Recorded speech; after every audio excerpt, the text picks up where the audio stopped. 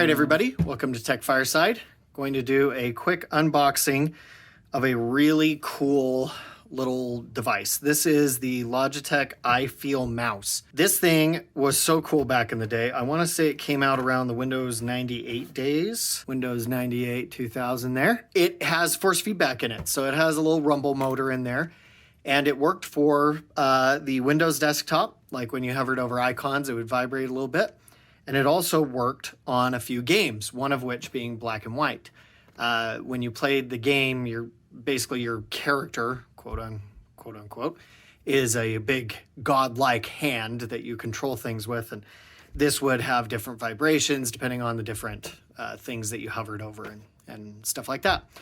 Really cool. I'm actually kind of surprised that this didn't stick around in one form or another. Now, I get that having a vibrating mouse, especially if it's super sensitive, might not be the best idea, but I don't know. It seems like they could probably compensate for that with today's technology and have something like this again, but who knows? Maybe there's some other reasons that this just never caught on.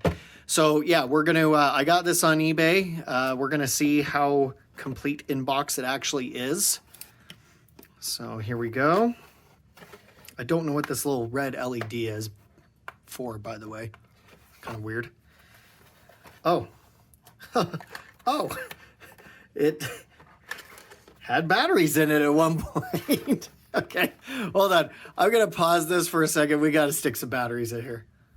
All right, I'm back with the batteries. Let's see how this works. So as you can see, we've got the mouse in here.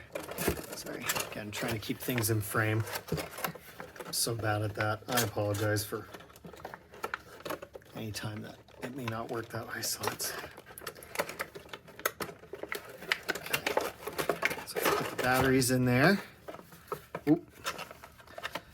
I think there we go. The mouse goes there.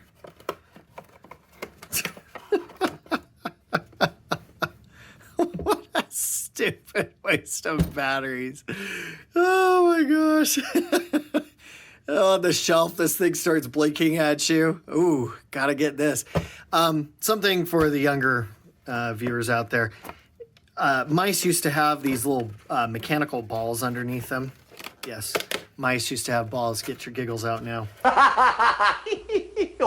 This was actually pretty cutting edge at the time. There were a few optical mice before this, but Logitech was one of the first brands to move towards optical, these laser sensors. Today, we have a lot better sensors than exist in this. In fact, I'd be surprised if this is 400 DPI, maybe 400. Well, I don't know, maybe 800. I don't know. Does it have the specs on here? Let's see if this. No. 5-year warranty. I think it's still under warranty, guys. I'm not. I think this was pre-DPI wars. Yeah. So I don't know what the specific specs are. I'll have to look that up later. But this was before all the mouse companies started measuring each other by DPI levels. I don't remember it being too bad, but again, going from one of the ball mice to one of these was a huge step up. Beautiful mouse, actually. It's in very good shape. Yeah, I mean, this feels new to me, so I think the seller was correct on that.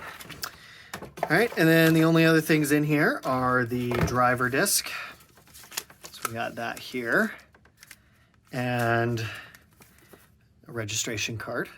I should try to send that in. And the manual, I guess, quick start guide, something like that. Look at that keyboard. Oh, goodness. Wow, LCD screen. That's impressive back then. All right, so that's it. The next video, okay, so you are going to see this actually again in action. I'm going to be building a retro gaming station and then doing a quick video on how it works, etc. That was part of the reason I wanted to build it, was to use this and also to use the old Microsoft force feedback joystick. So it's just easier. I mean, I might have been able to get them working with some sort of emulation or virtualization, but I had the parts lying around, so I'd just rather build the native hardware. Plus, it gives a nice little toy to look at and play with for people when they come over and stuff like that. So anyway, thank you for watching and have a great day.